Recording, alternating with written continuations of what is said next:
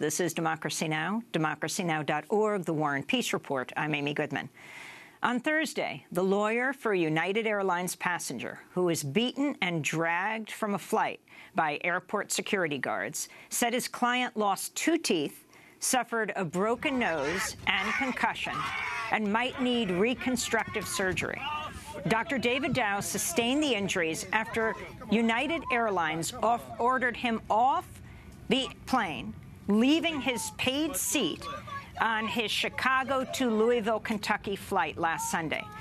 The airline said they needed the seats for their own employees.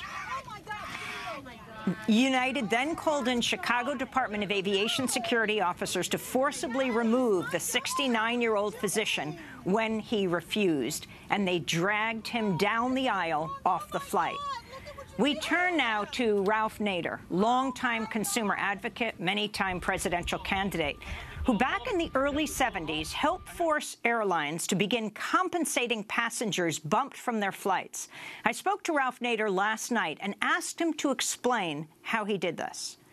On a bright morning in April 1972, I went to National Airport in Washington, take an Allegheny airline flight to address a large downtown rally in Hartford, Connecticut at noon.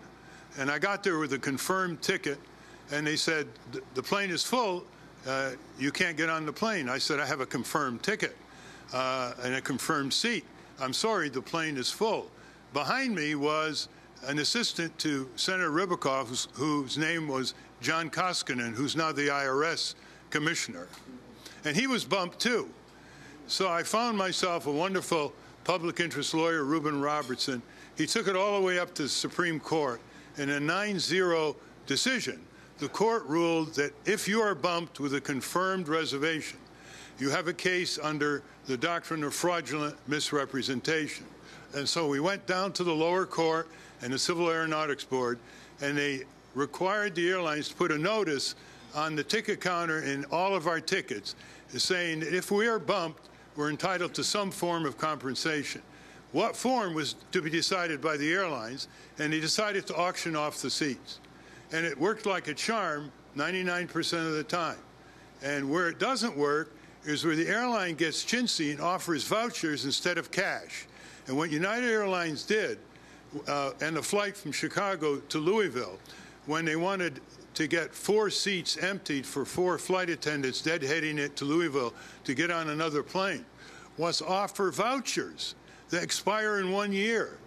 And they got 3 out of the 4, and they picked a doctor, Dow, and called the security when he objected and dragged him off the plane, and 1 billion people have seen that. But why did they do that? Because they didn't want to offer cash.